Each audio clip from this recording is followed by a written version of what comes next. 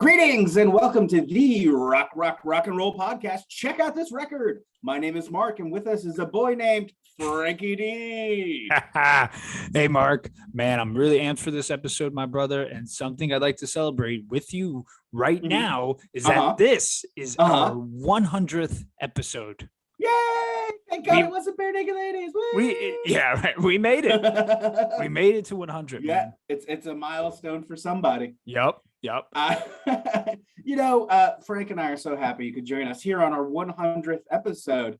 If your friends are wondering why you suddenly have such a great taste in music, be sure to tell them they can check out this record on Spotify, Apple Podcasts, Amazon Music, or wherever else you've been stealing our great taste of music from. We're even on YouTube. We are. And you know that Great Taste in Music is happening every Friday, and that's how these episodes drop directly to your ears, and it's all for all of your listening pleasure. For the uninitiated here on Check Out This Record, Frank and I, that's the other gentleman here, find new albums for each other and go through them track by track, baby, as Frank would say. But that's not all. Oh, no. We also have a wide array of musical discussions, like in our Spotlight series, where we'll dig into a band's catalog and see what comes out the other side. That's right. Or in our Versus series, we're going to pit albums against each other, and they duke it out for what Mark and myself and Mother Clucker like to say, total stereo domination. I'm pretty sure Mother Clucker ruined that entirely. Now, if social media is your thing, and we know that it is, be sure to check us out on Instagram. Plus, we've got a Facebook group thingamajig where you can drop additional content, maybe. So mark yourself safe from shitty music and give us a like or a follow or however that devil box works. Mark said, mark yourself. Remember that. Now, don't forget to pop over to YouTube and watch this as we make these silly faces and we try to put this show together. And yes, we really are trying to put this show together. And who knows, exclusive content you don't want to miss. And fire off that subscribe button. I like that you had to tell them that we really do try. No, I know it doesn't sound like we're trying, but we totally are. There is some effort. I mean, I'm not going to lie. Yeah, a little bit. Today on the showgram, we're jumping ear hole first. I wrote that myself and couldn't believe it. Into the latest release from Elvis Costello and the Imposters, a boy named If. Frank, we've talked a great bit about our love for Elvis Costello, but we haven't done a deep dive on any of his albums just yet. So I was thinking before we dive into a boy named If, why don't we talk about our top 5 Elvis Costello albums? Why don't you kick it off? We'll kind of just go back and forth here. Wow.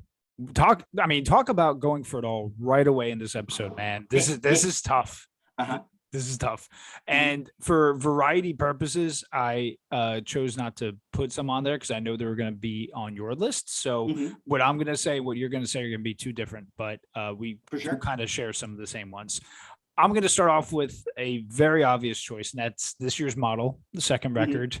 I'll get it out of the way right now. Listen, the first 5 Costello records are like perfect to me. This one I feel is the best all around. You have No Action, Pump It Up, Hand in Hand, I Don't Want to Go to Chelsea, Living in Paradise, Radio, and my personal favorite, The Beat. It's full of energy, and the attractions are tight as ever here.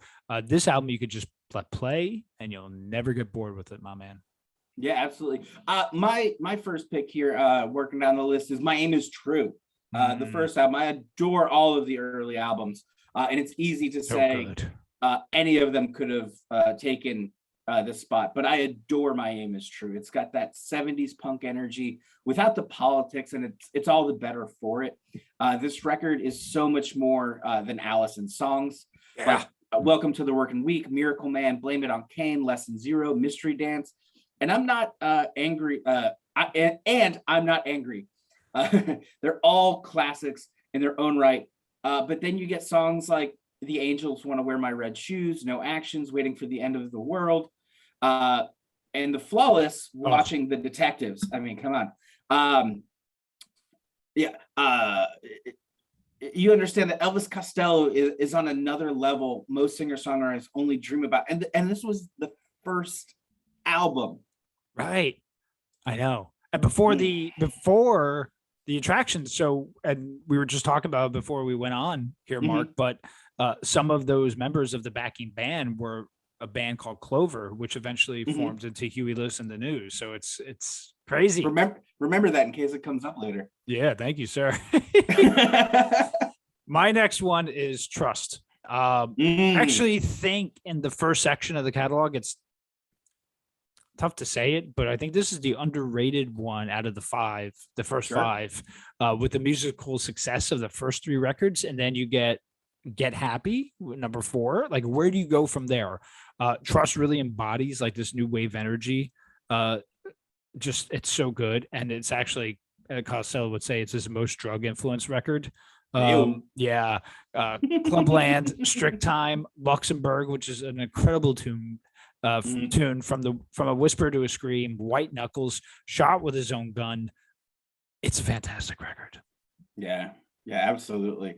My next choice here is actually Elvis Costello with The Roots and their album Wise Up Ghost. This album is such a treat. It's got those deep R&B grooves that Questlove and The Roots are known for, and it balances them perfectly with Elvis's signature cutting lyrics and delivery, making a modern hypnotic, like pan-genre masterpiece. I absolutely just love it. I particularly love this song, She Might Be a Grenade, the title track, Wise Up Ghost, and Sugar Won't Work. I mean, there's so much to this album, but those 3 right off the top are just my favorites. This could be another one that's underlooked, and I think it's due to the output that Costello has, because there's so much that sometimes people may gloss over it. But man, put it on at night and you won't be disappointed. So good. Nice glass of wine. Ooh, hello. Whatever you're into, you know what I mean? Just just relax with it. It's a good time. It is. Number 3 for me is Brutal Youth, which was released in 94. It's Costello's first record with the Attraction since 1986's Blood and Chocolate. The 90s was a unique time, right? For those making music who made their name in the late 70s, right? It was changing so quickly. Costello really plugs in here and rocks out. And of course, he has his toned down signature sounds as well, in that darkness that we all love. Kinder Murder, This Is Hell, Still Too Soon to Know, and my favorite, Sulky Girl. It's a great album. Nice. Number 3 for me, Frank, is going to be Secrets, Profane, and Sugarcane. Yeah, what does it say about me that my favorite like Americana bluegrass album is from an Englishman? Elvis Costello perfectly captures the sound of Americana and bluegrass with this whimsical and moody music and lyrics, and just the whole arrangement. This album has so many amazing tracks: Complicated Shadows, My All-Time Doll, Hidden Shame, How Deep Is the Red, and Sulfur to Sugarcane. Almost a damn near perfect record. I can't say enough about it. It's just phenomenal. Yeah. And that was one I'll happily admit that I was going to put on my list. So to counteract it, just for variety, I put National Ransom, which is the next one, kind of in that series of Americana ones. I think Sugar is slightly higher, but again, for variety purposes, I wanted to add National Ransom. Like Sugar, it's produced by T-Bone Burnett, and it captures that ragtime Americana sound that Costello, he worked hard at perfecting, and he did it. Jimmy Standing in the Rain, that song is timeless. I mean, you can put that on and be like, what period is this? It's just great. And a slow drag with Josephine. It's such a well-constructed tune. If you like roots music, Americana music, this record, the one Mark mentioned, it's for you. Yeah. Those 2 records go so beautifully together too. Like they pair so nicely back to back. Another one that I would definitely fit into that. Speaking of where it started, folk bluegrass thing. It's King of America. I know that I stole this from Frank. I know he desperately wanted to talk about King of America. I know. But I just love it. It's one of the reasons I realized outside of the rock and roll that Elvis Costello was just absolutely amazing. Easily my favorite folk album from the 80s. It's got all the emotion and passion you'd expect from Elvis Costello, but he uses that pop drenched lyricism as a folk paintbrush here to tell his tales, and it's brilliant. Brilliant Mistake, Indoor Fireworks, American Without Tears, Eisenhower Blues, and of course the flawless cover of Don't Let Me Be Misunderstood. It's an absolutely beautiful album. Again, as close to flawless as you can get. Listen to King of America if you haven't. Yeah, I mean, this is where it started. That set up those two other albums we just mentioned way down the line.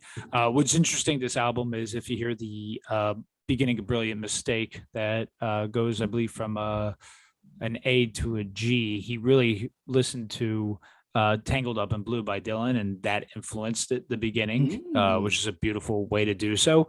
This is the album to me. Listen, I know we had Spring Sings Nebraska prior to this, but this is the album to me that caught the wave of people kind of going to Americana type music. And it's funny because it's from an Englishman, right? But he just did it so well, and this album is beautiful.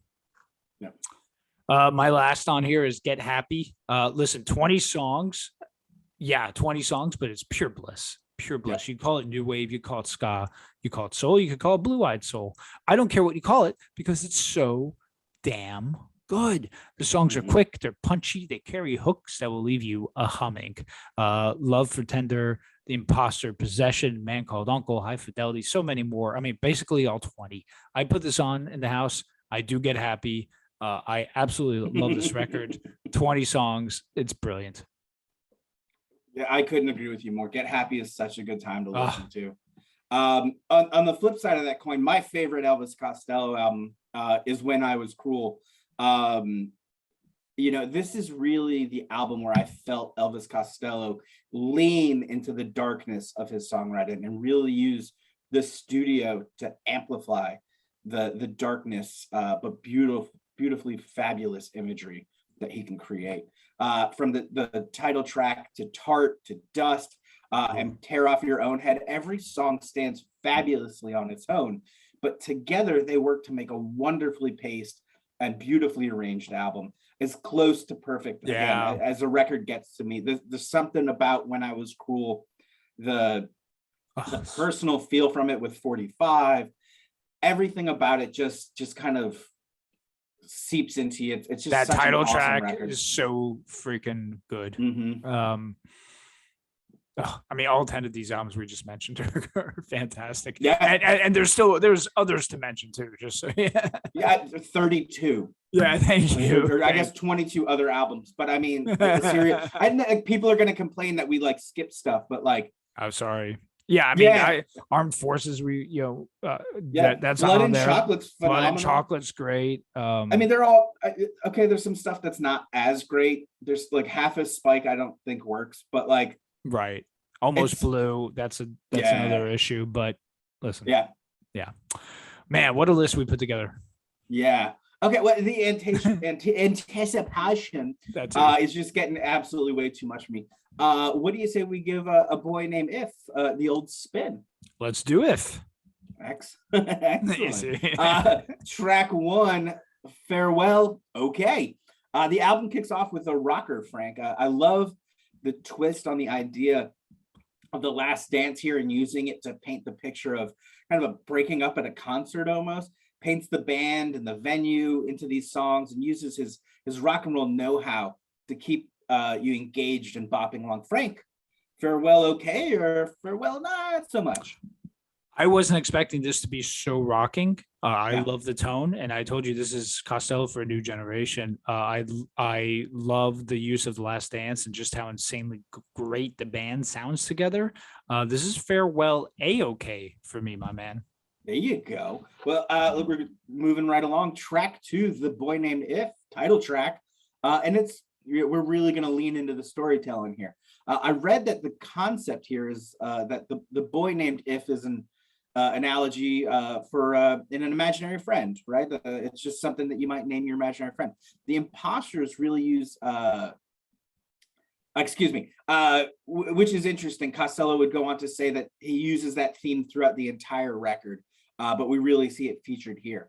The Imposters really use the piano wonderfully to sell the fantasy, while Elvis pushes the darkness one might find in their mind as revealed by their, make-believe alter ego kind of doing things that they shouldn't be. What are your thoughts on the title track, Frank? Well, I mean, first of all, I love Imaginary Friends. I think they're underrated. This song to me sounds like something from Armed Forces. And again, I'm just so impressed with how Costello's crafting these songs at this stage in his career. Shows that song quality is still important to him. The if now makes sense. I was under the impression it was like missed opportunity, kind of like what if, all those things and potential. So this clears that up. Great tune. Great tune. Track 3, the song is Not About My Mother, Penelope Hey Penny. The classic Costello sound here with vivid storytelling. As always, I'd love to know more about Penelope and why he's so obsessed with her, because I'm obsessed with this track. What do you think, Frank? Frank in a fedora? There you go. I keep having imagery of when Costello performed Penny Lane and the penny here. Like I was just connecting that in my brain, half penny, penny.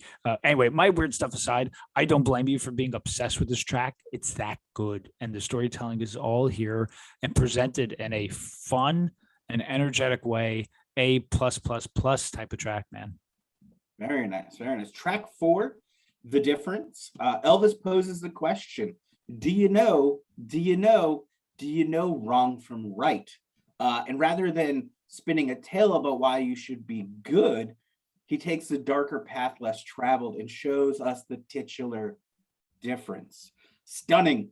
Frank, would you, do you know? I probably don't know. Actually, I don't. Okay. And I don't know how to write songs that are this good. So there you go. The chorus has a similar vibe to Sulky Girl, and I'm all about it. I'm just amazed that 4 tracks in so far. The quality of these tunes, it's great. It's really surprised me thus far. Yeah. Track 5, What If I Can't Give You Anything But Love? What starts off as a tale about not having the confidence that he's enough for a partner quickly turns into a wonderfully creepy love affair between a woman he's passing, presumably up and down a flight of stairs, and of course the wife that he's cheating on in his mind. Really, I think that's what's happening. I really cool storytelling. I love the way he pushes these characters through the story, and you kind of feel each emotion with them. His desperation for affection steps into the light here. It shows us every pimple and scar, and it's beautifully done, Frank. Yeah, man, those keys in the background too. They're just carrying this tune, and distortion on the guitar just blends together so well. It's a busy tune musically, but then Costello's voice just comes over the mic and controls it so well. I love the creepiness, and then explodes with this chorus to complement it. The guitar solo is also a little like on the dirty side with the tone in a great way. Perfectly constructed, man. Yeah, we had mentioned this earlier when we were chatting previously, but I do want to mention one of the cool things about this record is that all of the guitar parts are played by Elvis Costello. Sure. There's not somebody else there. So he's really like, he wrote these songs, but he's playing them as well. It's really cool. Really, really cool. So I don't know. Bruce Springsteen doesn't have any excuse if you ask me. Track 6, Paint the Red Rose Blue. This was the second single from the album. And the band slows things down really nicely here. The keyboards really fill in the soundscape beautifully around the subtle percussion and bass line. Elvis said that this song is, quote, the account of someone who has long courted theatrical darkness, only for its violence and cruelty to become all too real, adding, quote, in its wake, a bereaved couple learn to love again, painting a melancholy blue over the red of romance. Frank, what color does this song make you want to paint your roses? Oh, well, blue as always, but and it's perfect positioning on the album, which I know me and you value very highly. Songs like this are hard because the room for error is small and it can be heard. I love the subtle musical foundation with really potent and heavy lyrics about love. Again, just shows how Costello shines with songs like this. Absolutely.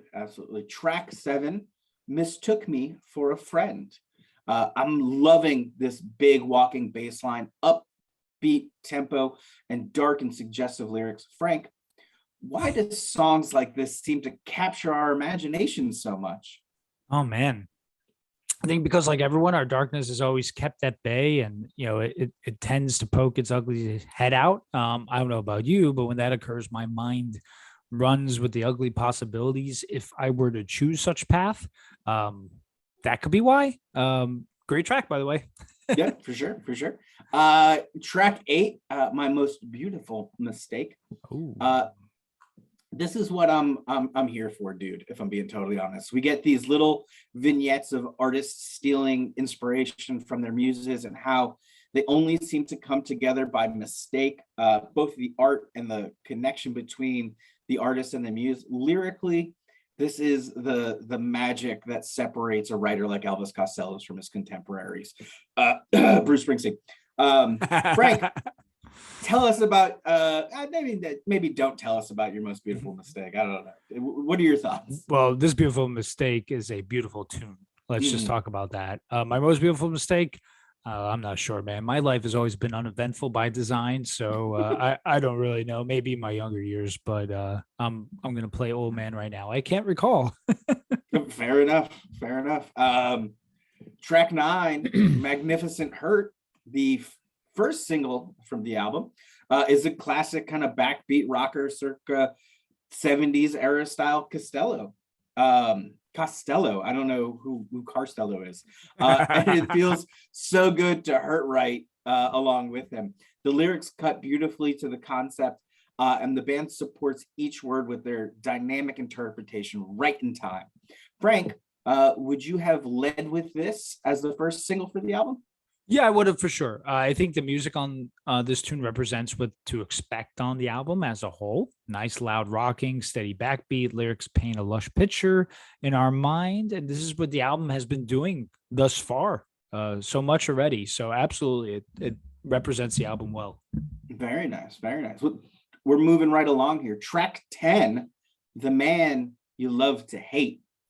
Elvis gives us a taste of the theatrical here with a cabaret-esque number, taking the time to dress himself down, as well as a theater company and the roles they play as the curtain rises and the ghosts rises and falls, excuse me, and then the ghosts following him home after each performance.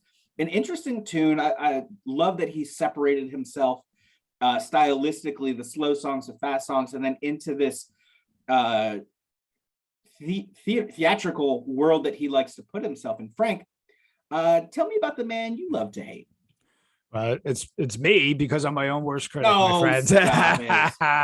I like how this is an awkward tune on the verses, almost like Tom Waits like, and then the chorus has like a late Beatles feel to it. That's such a cool combo. I can totally see this, by the way, being performed on stage in a theatrical musical setting. Cool tune, really cool tune. Yeah, very cool. I like the way you describe that. Waits means late Beatles. Right. I mean, neither one of us could even come close to writing anything where somebody would say that. It's just amazing. Yeah. Track 11, The Death of Magical Thinking. In an interview about the album, Elvis said that the album was about the feeling when boys and girls are told to act like men and stop being children.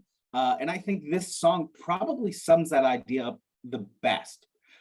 Frank, what are your thoughts on this tune about the game that is growing up? Oh man, I often I often tell my kids not to grow up so fast. Like we talk about it often. Like how me and you, I know we talk about this often. How the best time in our life is now, and I'm totally for that. However, kids back then and today, I don't care when it was, they're sold a bill of goods about adulthood. So I think it stunts their creative thinking. But all that stuff I set aside, cool song. Track 12, Trick Out the Truth. Getting those Secret Profane and Sugarcane vibes here with a campfire Americana gypsy-esque number. It's got perfectly excessively wordy lyrics. I tried to keep up with them and fucked it up. For a song about manipulating the truth and turning it basically into science fiction as child would do. I think it's absolutely stunning. What do you think, Frank? You definitely have the Sugar and the Ransom vibes for sure on this. Mhm.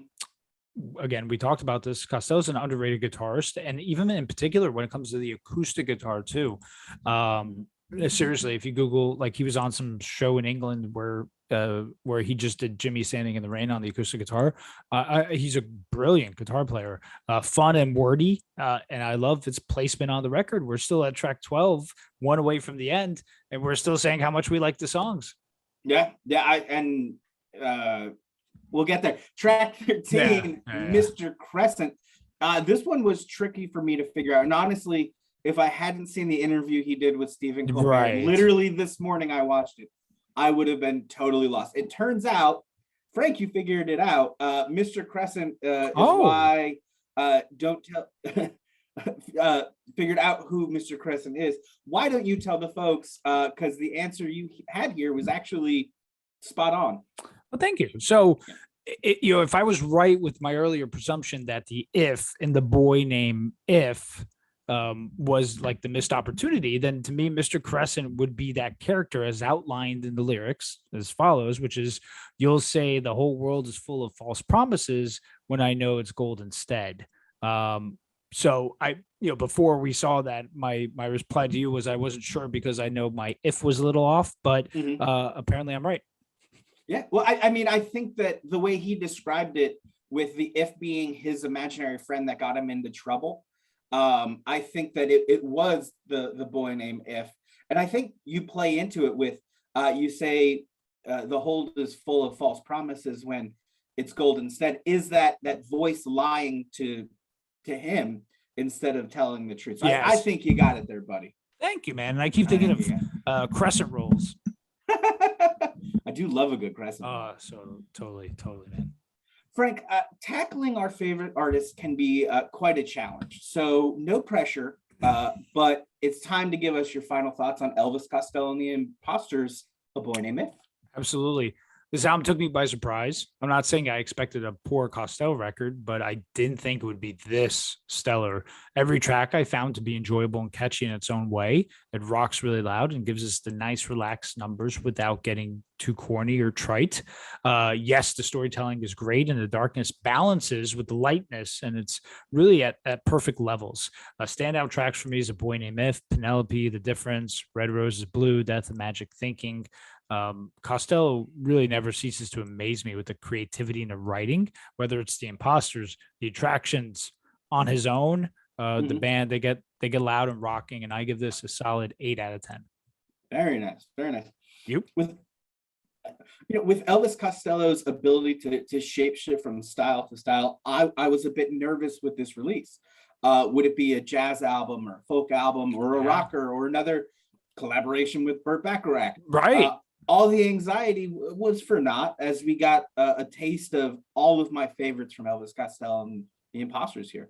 It rocks. It's got this intensive storytelling. It gets dark and moody and deep, and keeps you engaged from the entire length of the album. I love The Difference, Paint the Red Rose Blue, My Most Beautiful Mistake, Magnificent Hurt, and Trick Out the Truth, all of which are just wonderful examples of what makes Elvis Costello such a compelling songwriter.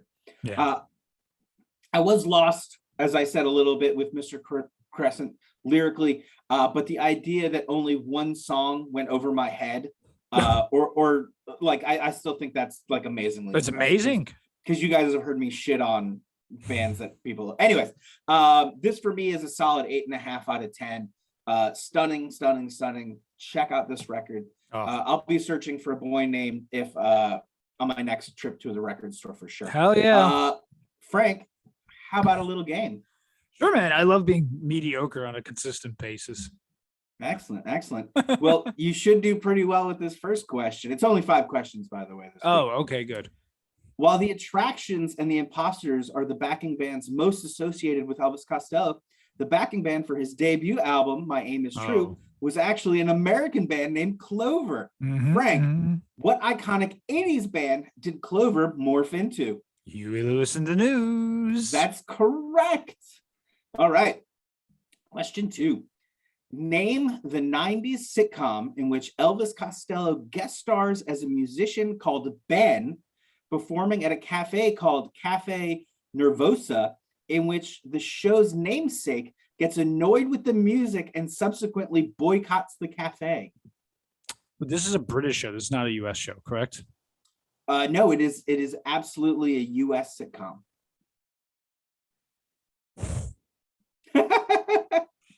I'll read it one more time. Go ahead. Name the 90s sitcom in which Elvis Costello guest stars as a musician called Ben, performing at a cafe called Cafe Nervosa, in which the show's namesake gets annoyed with the music and subsequently boycotts the cafe.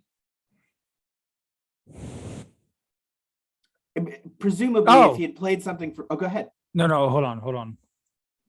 Oh. This is not 2000s. This is 90s, right? I mean, it's primarily the 90s. I couldn't tell you if it ran into the 2000s. He did it in the 90s. Early 90s, late 90s? I mean, the 90s. The 90s. Oh boy, I don't know this one. Boy Meets World? No, the show's namesake. It's Frasier.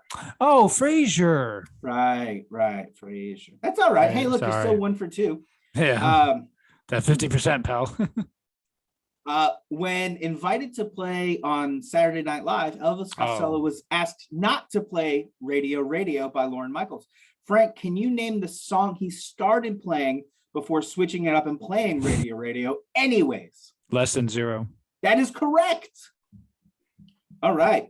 Yep. In 1985, Elvis Costello played a set consisting of one cover song that was televised to 1.9 billion people live.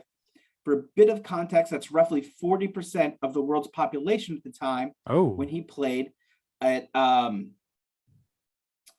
holy crap, Live Aid. Yes. What Beatles classic did he cover? All You Need Is Love. That is correct. All right, you've gotten 3 out of the 5 so far, so you've already won. Now it's just time to see if you can get a beat. Elvis Costello was arrested in 1977 for performing outside of a Hilton hotel where this record company was having a conference for its executives. The stunt apparently worked, as he would soon be signed to that label. What is the name of the record label? Was it CBS Records? Oh no, that's not it. What was it? Columbia. Dang. That's all right. Hey, you still did pretty good. All 3 out of 5 is still winning, buddy. All right, I should know. Works 50% of the time every time. What do you have in store for us next week, buddy? Oh boy. So I'm excited. I can't wait. Here it is, Mark. One of those controversial episodes I was telling you about. It's a new series, and I think it could temporarily be called Under, Over, or Just Right, and we can keep that name until you would come up with a better one. So I'm relying on you there. And what I'd like to have occur is that we take an album or a band that we've both felt maybe has gotten more praise or just not necessarily loved by us. We will give it a heartfelt listen and see if it's really overrated, or perhaps maybe we've been too hard on it, or maybe it is good. So first up is a band that I'd like to eventually, I'm not saying episode after episode after episode, eventually go through their whole discography. Yeah, spread them out over the course of time, so don't worry. And are you ready? I mean, ready as I'm gonna be. All right, so we're gonna start with their first album. That band is Led Zeppelin. Oh, okay. So their first album, right? The debut album, and so that'd be self-titled. Led Zeppelin 1. That'd be Led Zeppelin 1. We're gonna give it a listen, and really say at the end of the day, hey, listen, are me and you too hard on it? Is it really that good? Is it, is it a little underrated actually, based on some other things, or is it just where it needs to be? That's what we're going to do, because that's a band that me and you always talk about. And I'm like, all right, listen, I know why people love them, but I happen to not be in love with them. So, right. Okay. Your thoughts on that real quick? I had a feeling we were going to get to this eventually. but I'm interested to see. You know, there's a lot of talk that they stole a lot of their early riffs and stuff from old blues albums that were coming over to the UK because they didn't think people were listening to blues but them. So there is some controversy as to how much they actually wrote.